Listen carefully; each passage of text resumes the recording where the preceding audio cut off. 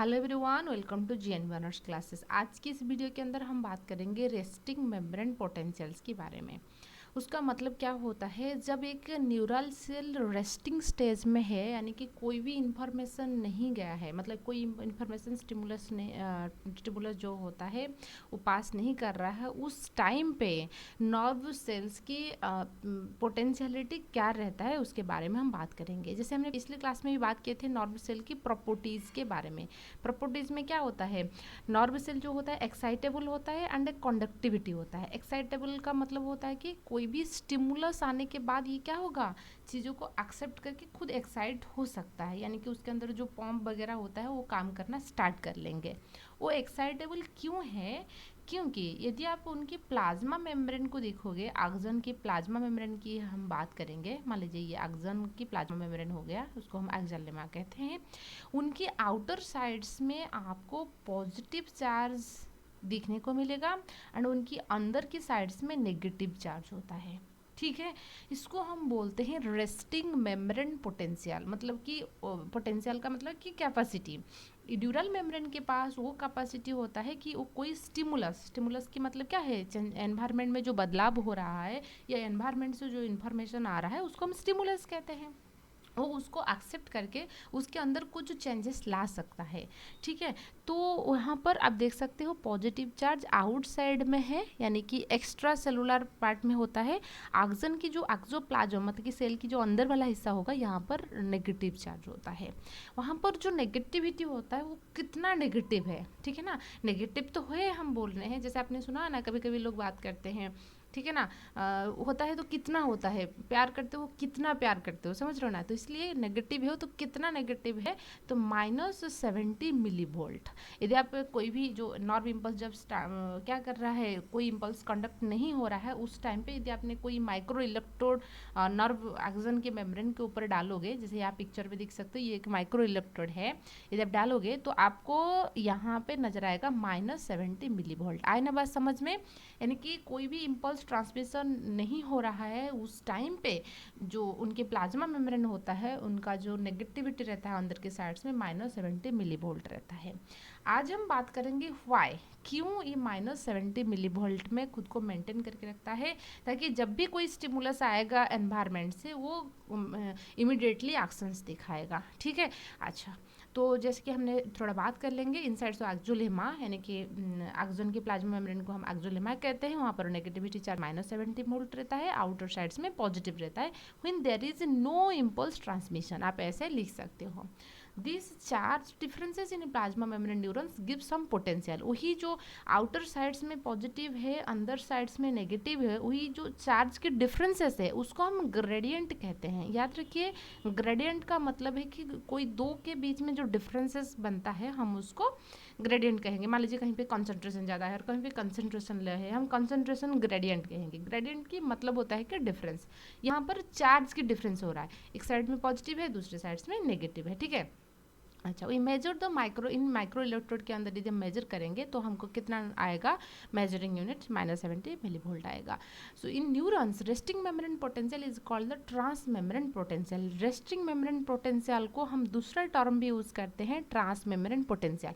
आप क्वेश्चन ऐसे भी आ सकता है, याद रखिए। रेस्टिंग मेम्ब्रेन पोटेंशियल्स ये वैरी करेगा न्यूरॉन्स टू न्यूरॉन्स, -40 से -90 मिली वोल्ट तक वैरी करता है। लेकिन इन जनरल जो वैल्यू आपको एग्जाम में पूछा जाएगा कि रेस्टिंग मेम्ब्रेन पोटेंशियल कितना है, आप -70 मिली वोल्ट लिखोगे। ठीक है, सो जो negative sign indicate inside the cell is negatively charged relative to the outsides. ठीक है, अब हम बात करेंगे कैसे और क्यों क्या हो रहा है। तो से cell that exit the membrane should be polarise, इस वजह से जो सेल है ये पोलराइज्ड है।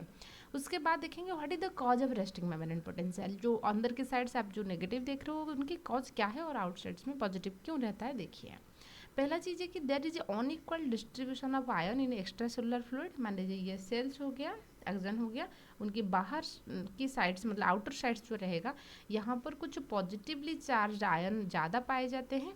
ठीक है, और इसके अंदर कुछ नेगेटिवली चार्ज प्रोटीन वगैरह ज़्यादा पाए जाते हैं। अनइक्वल डिस्ट्रीब्यूशन ऑफ आयन इन, यहाँ पर मान लीजिए सोडियम बहुत ज़्यादा है, यहाँ पर पोटेशियम ज़्यादा है, सोडियम लेस है। ठीक है ना, यहाँ पर मोर सोडियम है, यहाँ पर लेस सोडियम है। which है unequal distribution of the inability most of the ion to leave the cell। यहाँ पर क्या होता है, कुछ ऐसा कंपाउंड्स है जो कि नॉन डिफ्यूजिबल कंपाउंड के साथ अटैच्ड होके रहते हैं ताकि वो बाहर की तरफ नहीं जा सकते हैं, तो इसलिए वो वही अंदर की तरफ ऐसे रहेंगे, उसके साथ वहीं पे प्रेजेंट रहेंगे, वो बाहर निकल नहीं सकते हैं, तो इसलिए अंदर की चार्ज को और नेगेटिव कर लेते हैं।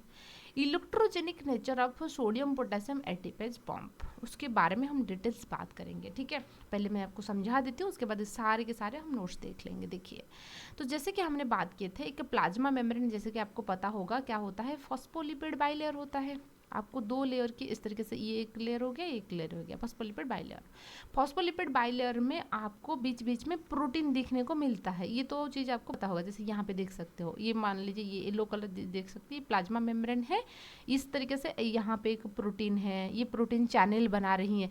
क्यों? क्योंकि जो लिपिड्स होते हैं वो सारे चीज़ों को अलाउ नहीं करेंगे। जो लिपिड सॉल्युबल होते तो आ जाएंगे, जो लिपिड इनसॉल्युबल होता है वो सेल को आर पार आने के लिए कुछ प्रोटीन पाए जाते हैं जो कि चैनल के हिसाब से काम करेंगे, ठीक है। अच्छा, सो होता क्या है, यहाँ पे आप जो प्रोटीन दिख रहे हो, ठीक है ना, यहाँ पर प्रोटीन कुछ चैनल बनाते हैं। तो अभी के लिए हमको जो ज़रूरत है 2 चैनल होता है। एक आपका होता है लीकी चैनल जो कि हमेशा ओपन रहता है। लीकेज हो गया, हम साइकिल के हम बोलते हैं ना, टावर लीकेज हो गया, मतलब ऑटोमेटिकली वो थोड़ी थोड़ी अमाउंट में होते हुए प्रेशर चला जाएगा, लीकेज जो बोलते हैं लीकी चैनल। लीकी चैनल जो होते हैं वो ऑलवेज ओपन रहेंगे, ठीक है, ऑलवेज ओपन रहता है। एंड वोल्टेज गेटेड चैनल का मतलब है कि कोई भी चार्ज के डिफरेंसेस होने की वजह से ये ओपन होगा। इस हमेशा ओपन नहीं रहता है, हमेशा क्लोज रहता है, जब जरूरत पड़ेगा तभी ओपन होगा, ठीक है। 2 चैनल हो गया। सो लीकी चैनल, यहाँ पर सोडियम लीकी चैनल भी आपको देखने को मिलेगा, पोटेशियम लीकी चैनल भी देखने को मिलेगा, ठीक है। अच्छा, तो होता क्या है, देखिए हम बात करेंगे unequal extra cellular fluid rich in sodium and chloride ion. सबसे पहले जो हम बात करेंगे एक्सोलेमा जो होता है, एक्सोलेमा आपकी जो एक्सोन की plasma membrane, this is nearly impermeable to sodium, मतलब कि डिफ्यूजन प्रोसेस में सोडियम नहीं आ सकता है। सोडियम के लिए इम्परमेबल होता है, याद रखिए इम्परमेबल होता है, एंड पोटेशियम के लिए परमेबल होता है, ठीक है। अच्छा, तो यदि सोडियम ऑटोमेटिकली नहीं आ सकता है तो आउटर साइड्स में सोडियम की अमाउंट ज़्यादा हो जाएगा, समझ रहे हो ना। अच्छा, अंदर की साइड में ये पोटेशियम के लिए पॉजिटिव है, ठीक है, एक चीज़ है, एक कज हो गया। तो ये कैसे हो रहा है, यहाँ पर जो लीकी चैनल प्रेजेंट होता है, समझ रहे हो ना। तो क्योंकि वो लीकी चैनल हमेशा थोड़े बहुत अमाउंट में, ऐसा नहीं कि ज़्यादा, थोड़े बहुत अमाउंट में ये ऐसे करता है। तो यदि सोडियम बाहर ज़्यादा है एंड पोटेशियम अंदर ज़्यादा है, अंदर उसका मतलब है कि सोडियम लेस रहेगा, ठीक है।